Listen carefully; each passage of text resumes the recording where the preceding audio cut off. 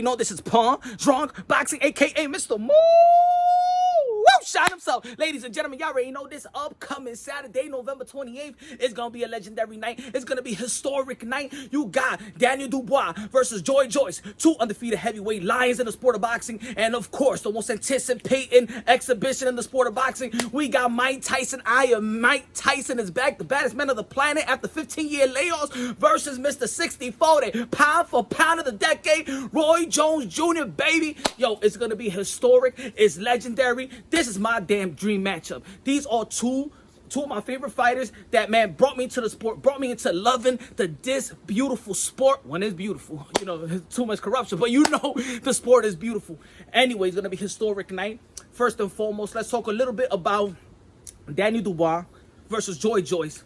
Great matchup, great line in the sport of boxing. 23 years old. And I'm gonna tell you like this: these young gunners today, they want what the past had. And I'm talking about Mike Tyson, Roy Jones Jr., and the old era when these guys was fighting the fight, when these guys really wanted to be great. It wasn't all about the purse. They wanted legacy fights. Because we all know that legacy reigns supreme. A lot of people right now is chasing money, but when you go for legacy, money is chasing you.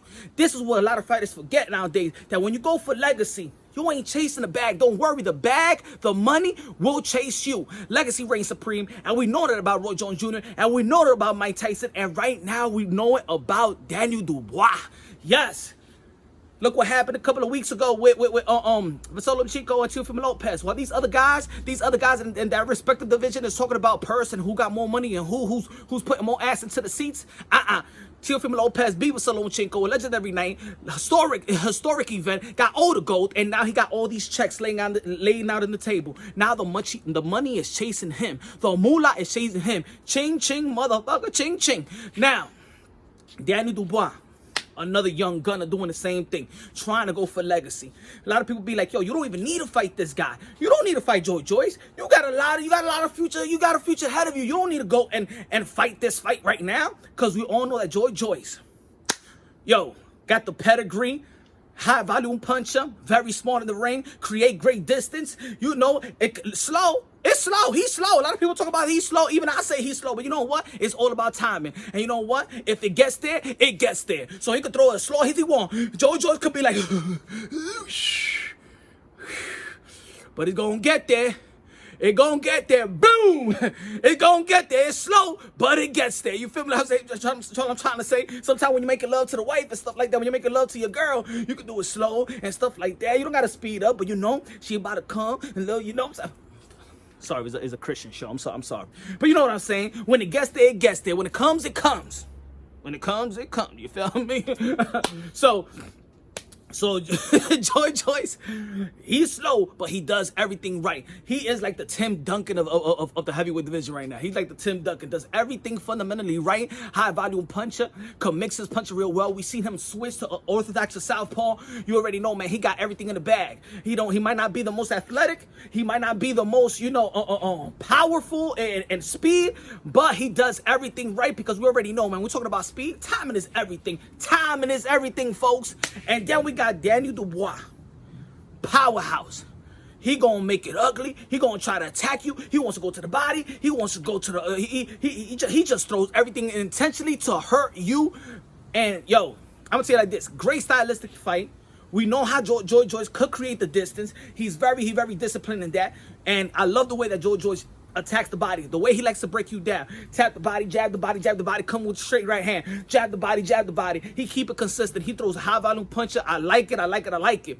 What Daniel Dubois has to do is figure out a way to make him switch and make him pivot, go through angles, make this guy work foot-wise, make him work. Because of course, Joy Joyce is very smart. Like I said, he's fundamentally sound. So probably got to be more athleticism. You have to be athletic to get where you want to get. And I believe that Daniel Dubois has the intangibles, has the footwork, also has the reflexes as well. He could bang you out, he could box you out. But I'm gonna tell you like this: he's pretty limited in mixing the punches. Joy Joyce can mix the punches. We've seen him throw, double a jab, triple a jab, you know what I'm saying? Uppercuts on the inside. But also, Daniel Dubois also throw those sneaky uppercuts in the middle of the ring as well. You feel me? He does have a little bit of Anthony Joshua in him.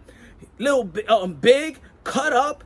the same type of mechanics that he has, in my opinion. Look, I want to make my prediction right now, but right now I'm sliding with the young buck. But it could go either way. It's a 50-50 fight, in my opinion. But I'm going to go with the young gun on this one. I think that he could bring something to the table to actually, you know what I'm saying? Because he's 23 years old. So what you ever saw in his last fight, he's still growing rapidly. You know what I'm saying? Joy Joyce, he's 35 years old. He's just growing. If you can't grow more. You can put probably more tools in the toolbox, but you're just sharpening your tools at that age.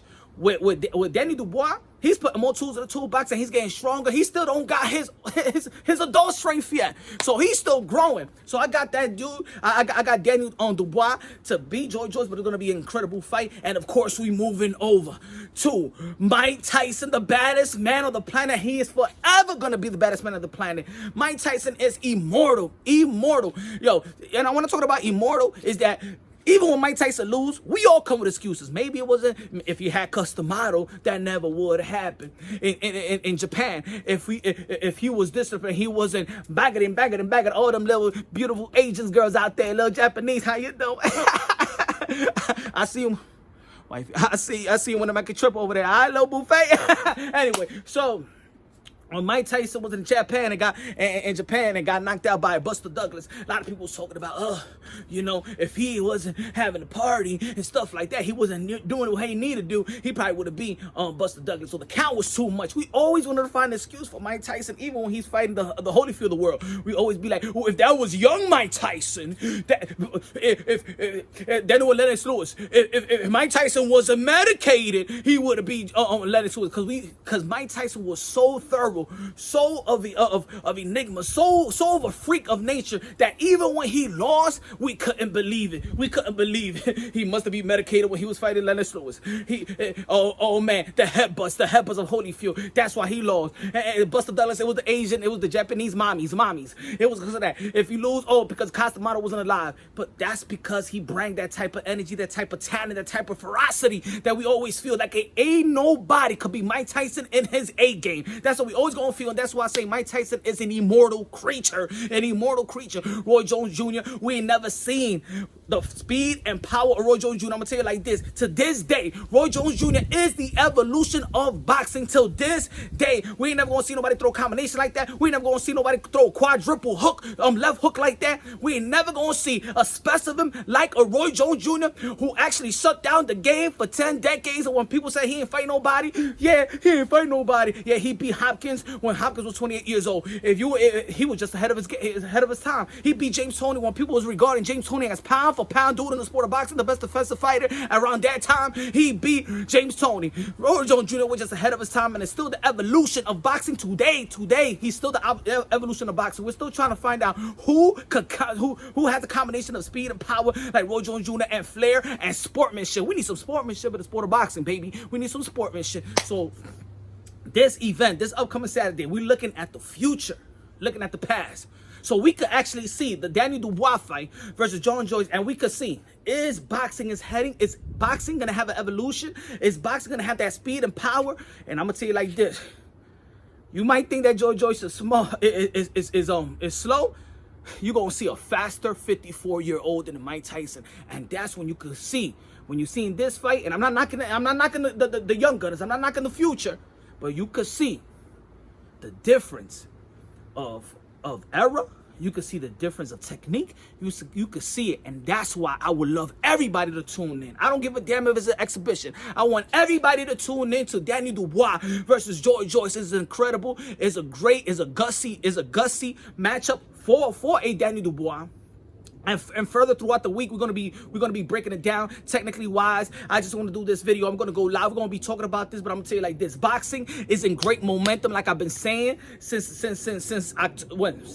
August, since they laid out a lot of the schedule. Boxing is in a great momentum. We're going every weekend. There's an event. It's a good fight. And look, now we got like events like on the same day.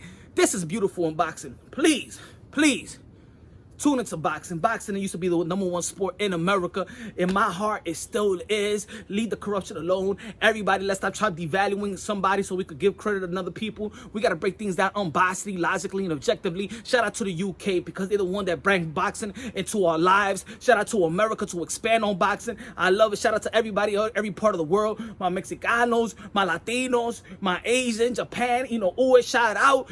Manny Pacquiao in the Philippines. Everybody, man, the Ricky Hands of the world. Everybody, the David Two in Australia. Every other Maloney's. Everybody, baby. Yo, this is a world sport, baby. I love it. I love it. Go win by Javier Fortuna yesterday. That was a good win, mi hermano. Yo, I love sports. Shout out to all the ladies. Every man right here. This is a gentleman's sport. So let's be gentlemen enough and pay homage to the ladies of boxing because they are modern day warriors, modern day gladiators. The Katie Taylor, the Amanda Serrano, the Clarissa Shields, the Purcell, all the beautiful ladies. Shout them. Cristina Cruz, mi hermanita. Love you. Keep doing your thing in Puerto Rico. Let's get ready. Keyshawn Davis. Amateur in America. Let's bring America back in the amateur. Let's bring that gold back. You already know I love y'all. God bless, and on to the mother effing next.